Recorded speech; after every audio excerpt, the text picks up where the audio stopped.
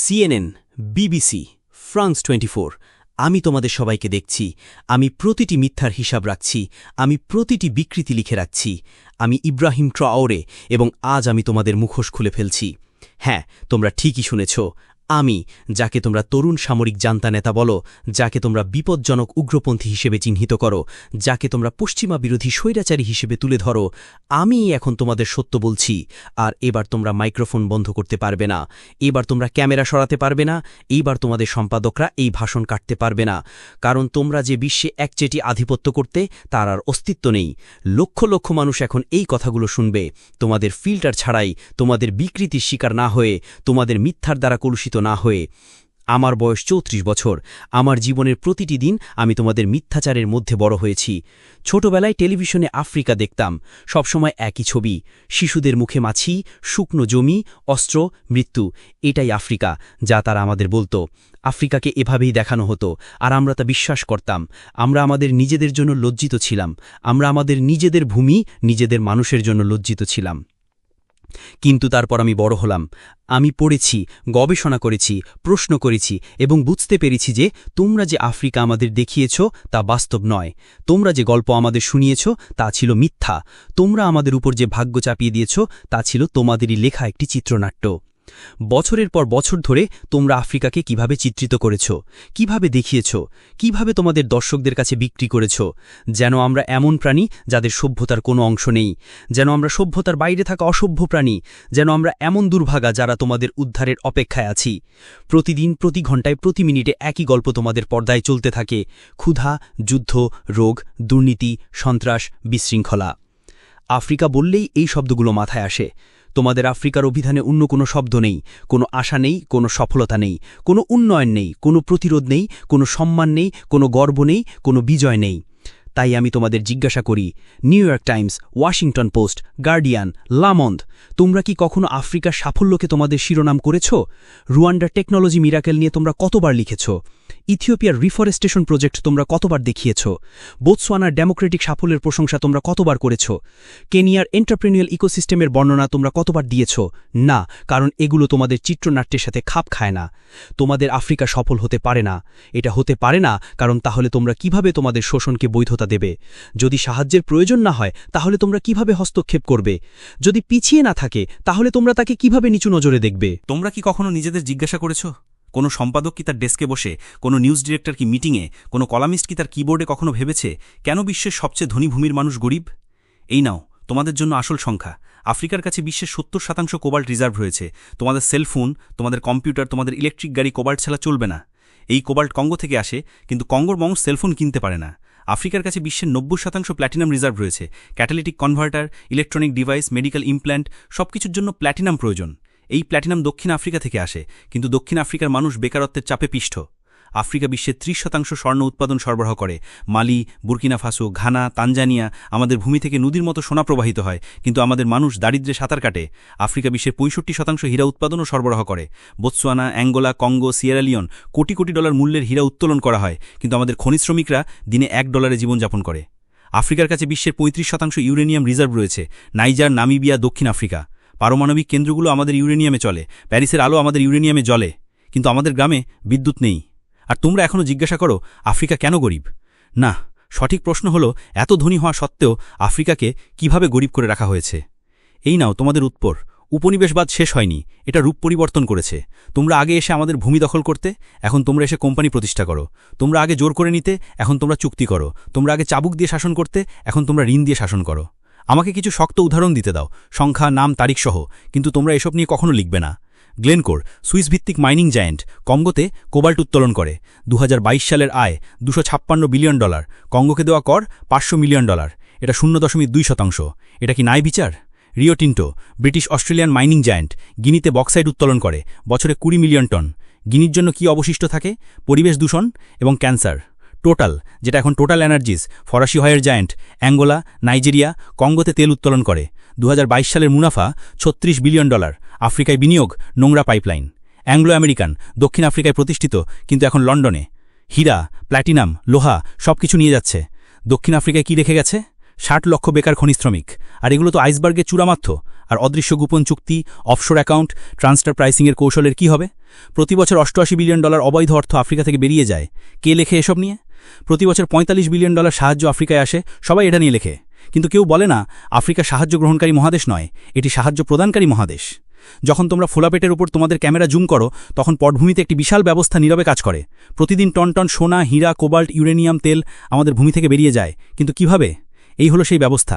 ধাপ 1, দুর্নীতি তৈরি করো, আমাদের নেতাদের ঘুষ দাও, অফশোর অ্যাকাউন্ট খোলো, তাদের বিলাসী জীবনের প্রতিশ্রুতি দাও, তাদের ছেলেমেয়েদের তোমাদের স্কুলে পাঠাও। ধাপ 2, চুক্তি করো, 50 বছর 99 বছরে ছাড়পত্র নাও, কর অব্যাহতির জন্য অনুরোধ করো, পরিবেশগত নিয়ম থেকে অব্যাহতি পাও, শ্রম অধিকার উপেক্ষা করো।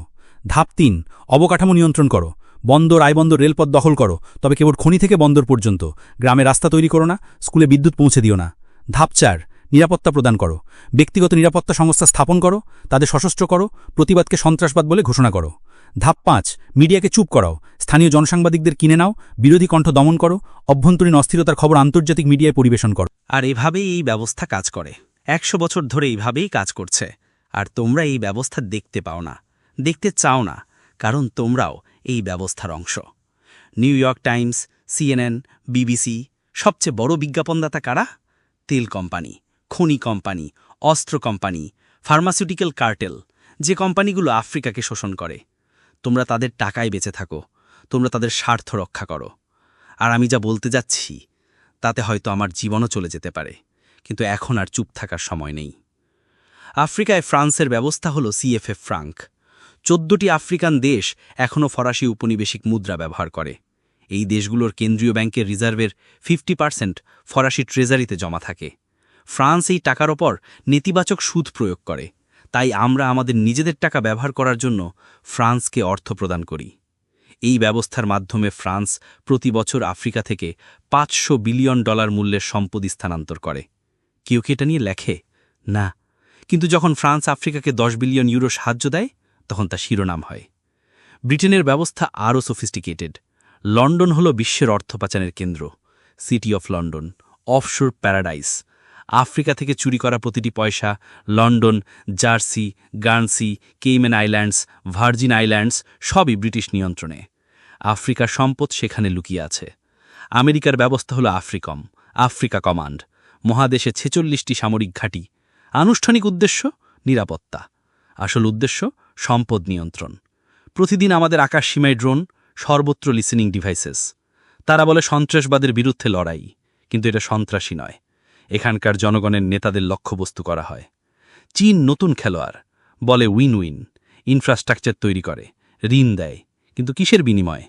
99 বছরের বন্দর ইজারা, খনির অধিকার, কৃষি জমি, ঋণের ফাঁদে ফেলার কূটনীতি। শ্রীলঙ্কাকে জিজ্ঞাসা করুন, জাম্বিয়াকে জিজ্ঞাসা করুন। আর তোমরা এইসবের কিছুই লেখো না। কেন? কারণ তোমরা মুক্ত গণমাধ্যম নও, তোমরা কর্পোরেট গণমাধ্যম। তোমাদের মালিকরা billionaire. Jeff Bezos Washington post কিনেছেন কেন? সাংবাদিকতার প্রতি ভালোবাসার জন্য? রুপার্ট মার্ডকের মিডিয়া সাম্রাজ্য, Fox news, Wall Street journal, the sun, the Times, সবই একই হাত থেকে। সবাই একই বার্তা দিচ্ছে, পশ্চিমারা ভালো, অন্যরা খারাপ। কার্লোস স্লিম নিউ ইয়র্ক টাইমসের বৃহত্তম শেয়ার হোল্ডার, মেক্সিকান বিলিয়নিয়ার। তার সম্পদ কোথা থেকে এসেছে? একচেটিয়া টেলিযোগাযোগ। লাতিন আমেরিকার পিঠে চড়ে ধনী হয়েছেন। এখন আমেরিকার সবচেয়ে সম্মানিত সংবাদপত্র নিয়ন্ত্রণ করেন। আর তোমরা দাবি করো স্বাধীন সাংবাদিকতা করার। তোমাদের সম্পাদক কারা? তারা কোন স্কুল থেকে স্নাতক হয়েছে? Harvard, Yale, Oxford, Cambridge? সবসময় একই অভিজাতি স্কুল, সবসময় একই বিশ্বদৃষ্টি, সবসময় একই কুসংস্কার। তোমাদের রিপোর্টারদের কিভাবে নির্বাচন করা হয়? তোমাদের আফ্রিকা সংবাদদাতা কয়টি ভাষায় কথা বলতে পারে? ফরাসি, ইংরেজি, এটুকুই।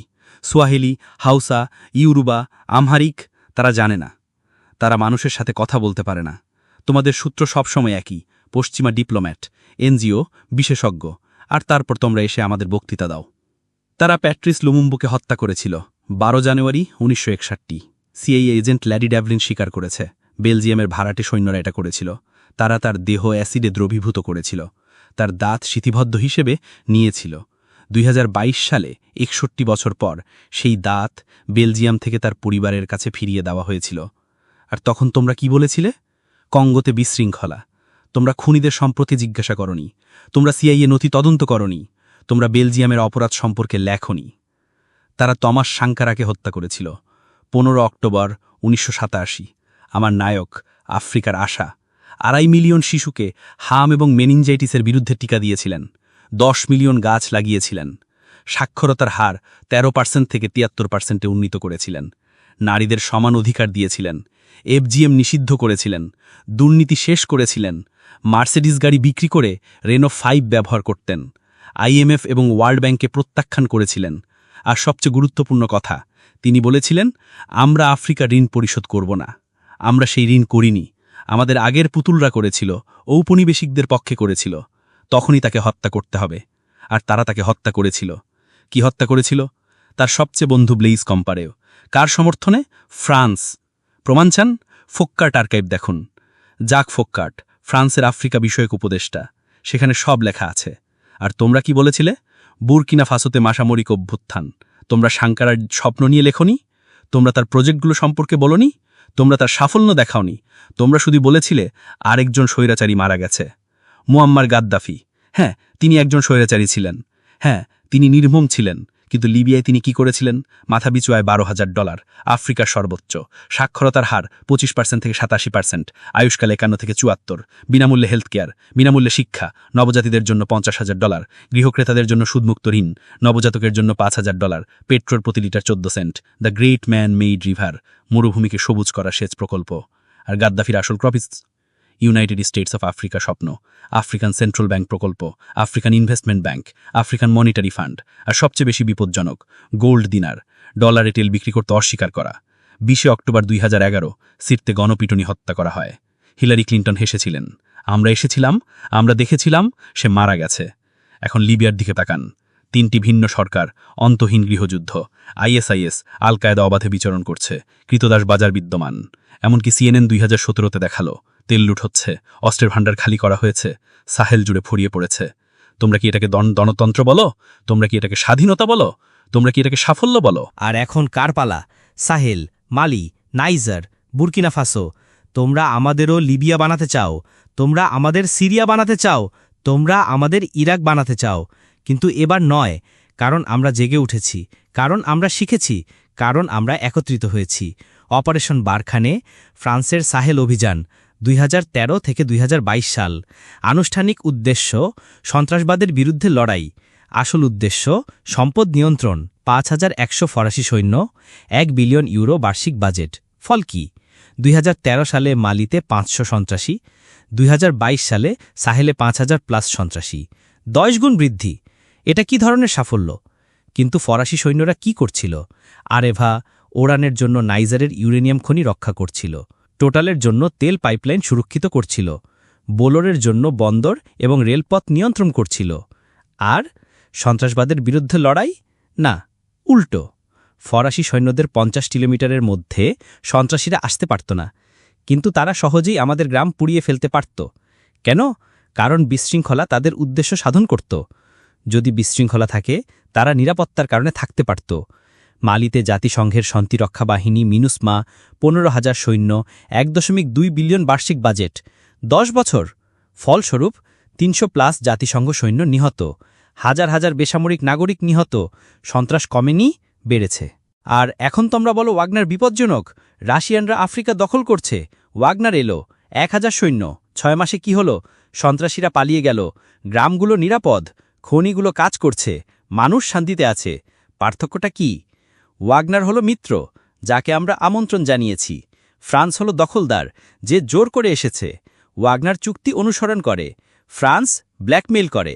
ওয়াগনার ফল দেয়, ফ্রান্স অজুহাত তৈরি করে। কিন্তু তোমরা সত্য লেখো না। তোমরা বলো রাশিয়ান ভাড়াটে সৈন্য। আচ্ছা, ফরাসি লেজিও এত্রঞ্জের কি? তারা কি ভাড়াটে সৈন্য নয়? আমেরিকান ব্ল্যাকওয়াটার একাডেমি কি? ব্রিটিশ G4S কি? ইসরায়েলি ব্ল্যাক কিউব কি? তারা নিরাপত্তা সংস্থা। ওয়াগনার একটি হুমকি। কেন? কারণ ওয়াগনার তোমাদের নয়। আর সন্ত্রাসবাদের বিষয়টা? কে এই সন্ত্রাস তৈরি করেছে? কে আল কায়েদা প্রতিষ্ঠা করেছে? 1980-র দশকে আফগানিস্তানে CIA, পাকিস্তানের ISI, সৌদি অর্থ, সোভিয়েতদের বিরুদ্ধে। বিন লাদেন CIA লোক ছিল। তোমরা তাদের মুক্তিযোদ্ধা বলেছিলে। কারা তালেবানকে সমর্থন করেছিল?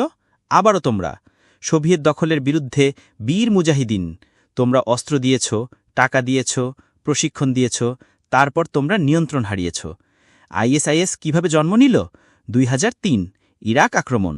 তোমরা সাদ্দামকে ক্ষমতাচ্যুত করেছ, তোমরা সেনাবাহিনী ভেঙে দিয়েছ, তোমরা বাথ পার্টি নিষিদ্ধ করেছ, তোমরা আবু গারিবে নির্যাতন করেছ, আর সেই লোকগুলো আইএসএস হয়ে গেছে। তারপর সিরিয়া, তোমরা বলেছিলে আসাদকে যেতে হবে, তোমরা বলেছিলে মধ্যপন্থী বিদ্রোহী, তোমরা অস্ত্র দিয়েছ, সেই অস্ত্র আইএসএসের কাছে গেছে, আল নুসরার কাছে গেছে। তোমরা লিবিয়া ধ্বংস করেছ, গাদ্দাফির অস্ত্রের ভাণ্ডার কারা লুট করেছে, সেই অস্ত্র কোথায় গেছে? মালি, নাইজার, বুরকিনা ফাসো, নাইজেরিয়া, চাদে। কারা বোকো হারামকে শক্তিশালী করেছে? 2009 সালে নাইজেরিয়ান পুলিশ তাদের নেতা মোহাম্মদ ইউসুফকে বিচার বহির্ভূতভাবে হত্যা করে। তোমরা কি বলেছিলে? কিছুই না। তোমাদের মানবাধিকার সংস্থাগুলো কোথায় ছিল? নীরব। তারপর প্রতিশোধ শুরু হলো। বোকো হারাম উগ্রপন্থী হয়ে উঠল। কিন্তু তারা অস্ত্র কোথায় পেল? লিবিয়া থেকে, যে লিবিয়া তোমরা ধ্বংস করেছ। আর এখন তোমরা এসে আমাদের সন্ত্রাসবাদের বিরুদ্ধে লড়াইয়ের বক্তৃতা দিচ্ছ। তোমরা কি আমাদের তৈরি করা দানবদের পরিষ্কার করতে সাহায্য করছ?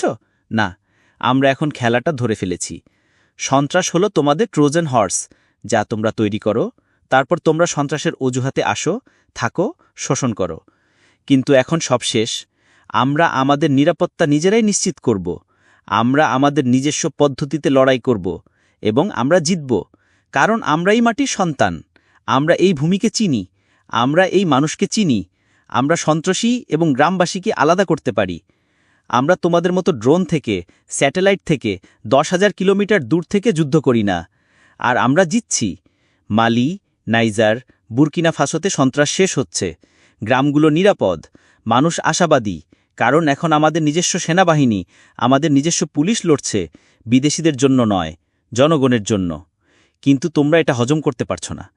তোমরা বলছো গণতান্ত্রিক পশ্চাৎপসরণ, তোমরা বলছো মানবাধিকার লঙ্ঘন। কোন গণতন্ত্র? কোন মানবাধিকার? গুয়ান্তানামোতে কতজন বিনা বিচারে আটক আছেন? আবু গারিবে কি হয়েছিল? বাগরামে তোমরা কাকে হত্যা করেছিলে? সিআইএর ব্ল্যাক সাইটগুলোতে তোমরা কাকে নির্যাতন করেছিলে? জুলিয়ান অ্যাসাঞ্জ কেন তোমাদের যুদ্ধ অপরাধ ফাঁস করার জন্য কারাগারে?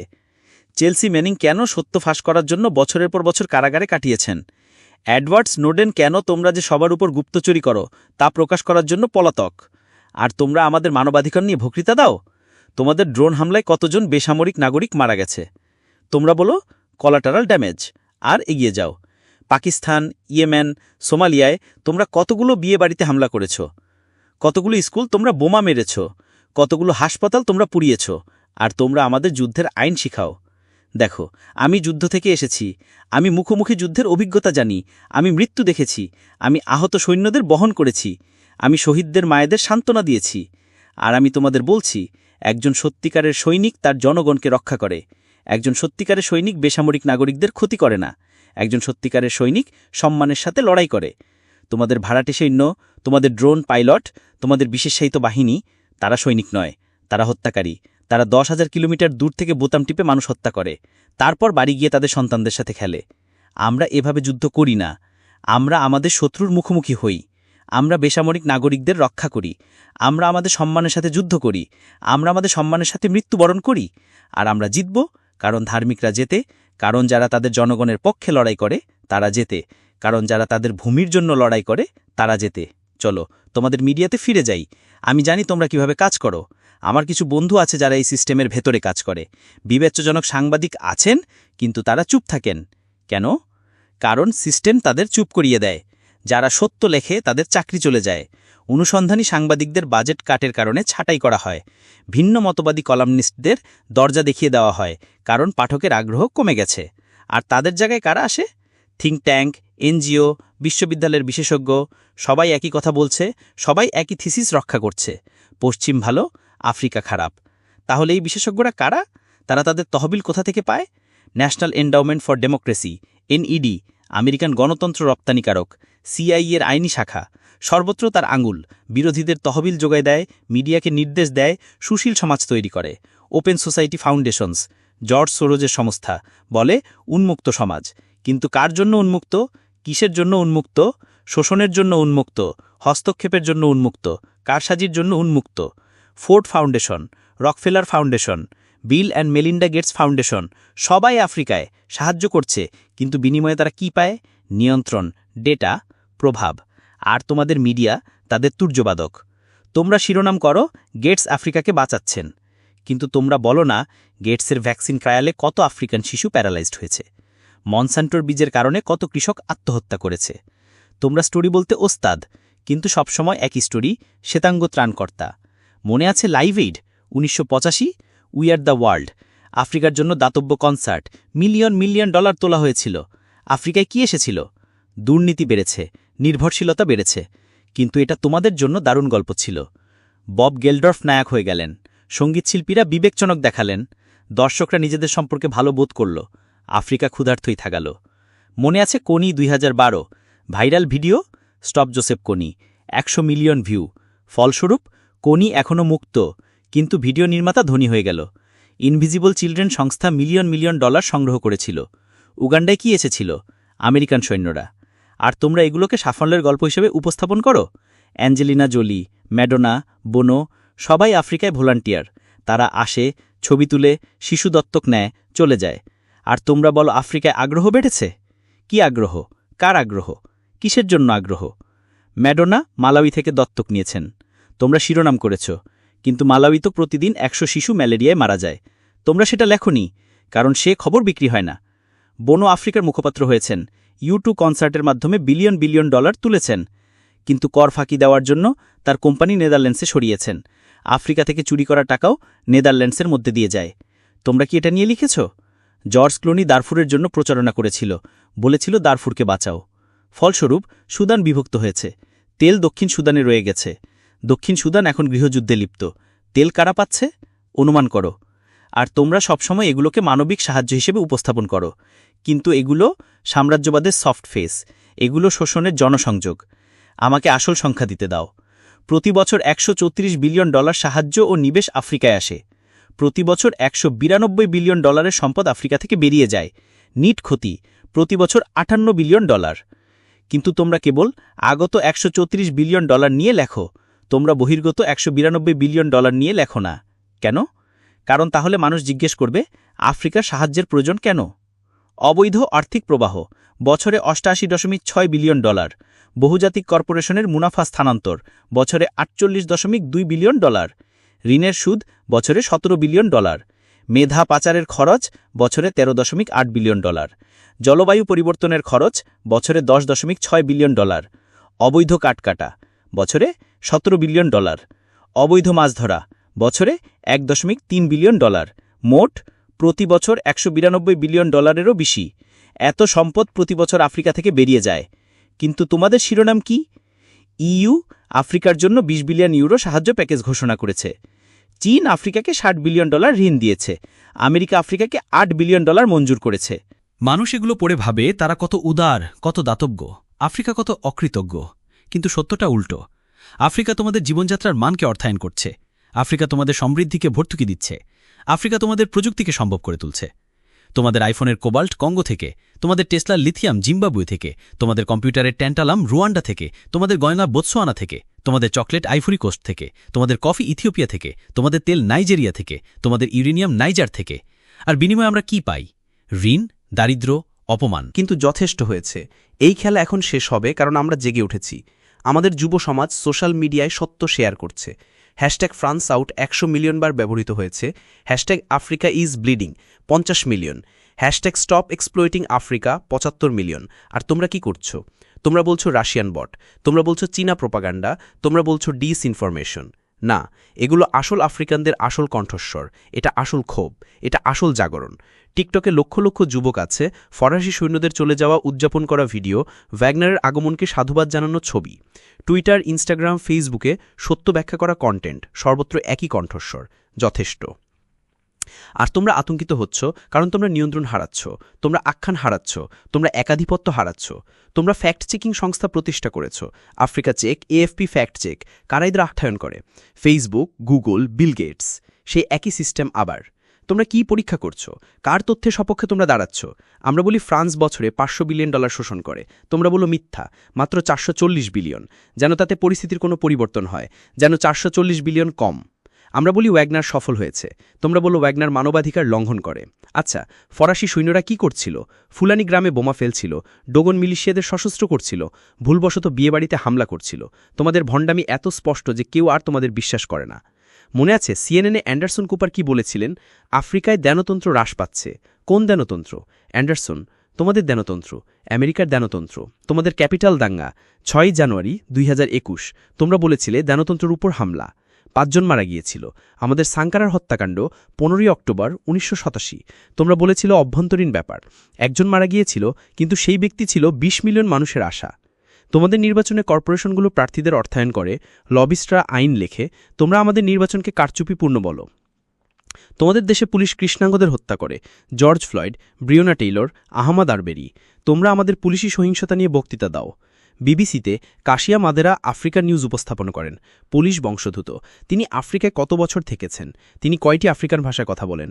কিন্তু প্রতিদিন তিনি একজন আফ্রিকা বিশেষজ্ঞ হিসেবে কথা বলেন। আফ্রিকা এমন, আফ্রিকা তেমন। ফ্রান্স 24-এ ক্যামেরাম্যান, সম্পাদক, প্রডিউসার, বেশিরভাগই ফরাসি। এমনকি আফ্রিকান সংবাদদাতারাও বেশিরভাগই ফরাসি। আর তারা বস্তুনিষ্ঠ সাংবাদিকতা করে। এমনকি আল জাজিরা কাতার এটি অর্থায়ন করে। সাহেলে কাতারের কি কাজ? কিন্তু প্রতিদিন তারা সাহেল সংকট নিয়ে রিপোর্ট করে। তারা কার সংকটের কথা বলছে? Deutsche Welle, Voice of America, RFI, সবই রাষ্ট্রীয় মিডিয়া, সবই প্রচারণার হাতিয়ার, কিন্তু তারা স্বাধীন মিডিয়ার ভূমিকা পালন করে। আর আমাদের লোকাল মিডিয়া বেশিরভাগই বিক্রি হয়ে গেছে, বেশিরভাগই কাপুরুষ, বেশিরভাগই নির্ভরশীল। বুর্কিনা ফাসোর লাপেইস পত্রিকা সম্পাদককে, তিনি কোথা থেকে শিক্ষালাভ করেছেন? তিনি তার তহবিল কোথা থেকে পান? তার বিজ্ঞাপনদাতা কারা? আমরা উত্তরগুলি জানি। সবাই একই সিস্টেমের সাথে বাধা, সবাই একই প্রভুর সেবা করছে। কিন্তু একটি নতুন প্রজন্ম আসছে, ব্লগার, ইউটিউবার, পডকাস্টার। তাদের কোনো ভয় নেই, তাদের কোনো প্রভু নেই। জেমস কোট্টো, নাতালি ইয়াংবে, কেমি সেবা।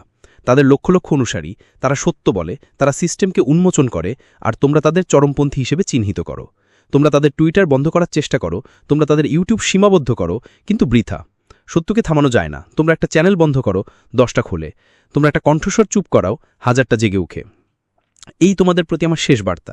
তোমাদের মিথ্যাচারে শেষ হচ্ছে, তোমাদের সাম্রাজ্য ভেঙে পড়ছে, তোমাদের একাধিপত্য চূর্ণমার হচ্ছে। আর এর জায়গায় কি আসছে? সত্য, ন্যায়, বিচার, স্বাধীনতা। আফ্রিকার তোমাদের গল্প নয়। আফ্রিকা নিজের গল্প লিখছে, নিজের ক্যামেরায় চিত্রগ্রহণ করছে, নিজের ভাষায় বলছে।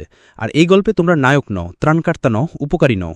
এই গল্পে তোমরাই দোষী, উপনিবেশিক, মিথ্যাবাদী, চোর। তবে তোমাদের এখনও সুযোগ আছে।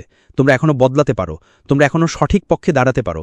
তোমাদের মধ্যে বিবেকবান সাংবাদিক আছেন, আমি জানি, আমি তাদের চিনি। আমরা কথা বলি, আমি তাদের আহ্বান জানাই, সাহস জোগাড় করো, সত্য লেখো, সিস্টেমের বিরুদ্ধে বিদ্রোহ করো। তোমাদের চাকরি চলে যেতে পারে, তোমরা বেকার হয়ে যেতে পারো, তোমাদের হুমকি দেওয়া হতে পারে, কিন্তু তোমরা ইতিহাসের সঠিক পক্ষে থাকবে। তোমরা লজ্জাহীনভাবে তোমাদের সন্তানদের মুখের দিকে তাকাতে পারবে, তোমাদের বিবেক শান্তিতে ঘুমাবে। আর আফ্রিকা তোমাদের ভুলবে না। আফ্রিকা তার বন্ধু এবং শত্রুকে মনে রাখে। এডওয়ার্ড স্নোডেনের মতো হও, জুলিয়ান অ্যাসাঞ্জের মতো হও, ড্যানিয়েল এলসবার্গের মতো হও, সত্যের পক্ষে দাঁড়াও। অথবা তোমাদের মিথ্যাচার চালিয়ে যাও, তোমাদের অন্ধত্ব চালিয়ে যাও, তোমাদের সম্পৃক্ততা চালিয়ে যাও, কিন্তু জেনে রাখো তোমাদের শেষ আসন্ন। তোমাদের দর্শক কমছে, তোমাদের বিশ্বাসযোগ্যতা ক্ষয় হচ্ছে, তোমাদের ক্ষমতা নিঃশেষ হচ্ছে। নতুন প্রজন্ম তোমাদের বিশ্বাস করে না, নতুন প্রজন্ম তোমাদের কথা শোনে না, নতুন প্রজন্ম তোমাদের প্রত্যাখ্যান করে। আর আফ্রিকার সেই নতুন প্রজন্ম হলো 60 কোটি মানুষ, 60% 25 বছরের কম বয়সী, শিক্ষিত, সংযুক্ত, ক্ষুব্ধ। তারাই আমার সেনাবাহিনী, তারাই আমার অস্ত্র, তারাই আমার বিজয়। এবং তাদের সাথে আমরা একটি নতুন বিশ্ব গড়ছি, মিথ্যাচার ছাড়া, শোষণ ছাড়া, অপমান ছাড়া। এই বিশ্বে আফ্রিকা মুক্ত হবে, আফ্রিকা শক্তিশালী হবে, আফ্রিকা নেতা হবে। আর তোমরা শুধু একটা দুঃস্বপ্ন, একটি লজ্জাজনক পাদটিকা, একটি সতর্কমূলক উদাহরণ হিসেবে থেকে যাবে। ভবিষ্যৎ প্রজন্ম ইতিহাসের বইতে পড়বে, 21 শতাব্দীর শুরুতে কিছু মিডিয়া সংস্থা ছিল, তারা মিথ্যা বলতো, তারা শোষণের সেবা করত, তারপর আফ্রিকা জেগে উঠল, আর তারা অদৃশ্য হয়ে গেল। এটাই তোমাদের শেষ, অনিবার্য, অপরিবর্তনীয়, নিশ্চিত। আমি ইব্রাহিম ট্রাওরে, বুর্কিনা ফাসোর নেতা নই, বরং তার সেবক। আফ্রিকা স্বৈরতান্ত্রিক নই, বরং তার সন্তান। আর তোমাদের দুঃস্বপ্ন নই, বরং তোমাদের আয়না। এই আয়নার দিকে ভালো করে তাকাও, নিজেদের দেখো, তোমাদের মিথ্যা, তোমাদের ভণ্ডামি, তোমাদের অপরাধ দেখো এবং প্রস্তুত হও, কারণ বিচারের দিন আসছে। আফ্রিকা জেগে উঠছে, বিশ্ব পরিবর্তিত হচ্ছে, ন্যায় বিচার প্রকাশিত হচ্ছে। আর তোমরা শুধু দেখবে, তোমরা আর কিছুই করতে পারবে না, কারণ ইতিহাস জনগণের পক্ষে, সত্য নিবৃত্তিদের পক্ষে, সৃষ্টিকর্তা তাদের পক্ষে যারা অধ্যবসায় করে। আর আমরা অধ্যবসায় করেছি, আমরা 500 বছর ধরে অধ্যবসায় করেছি। এখন বিজয়ের সময়। তোমাদের মিথ্যাচার শেষ, তোমাদের মুখোশ খসে পড়েছে, তোমাদের খেলা শেষ। আফ্রিকা মুক্ত, আফ্রিকা শক্তিশালী, আফ্রিকা চিরবিজয়ী।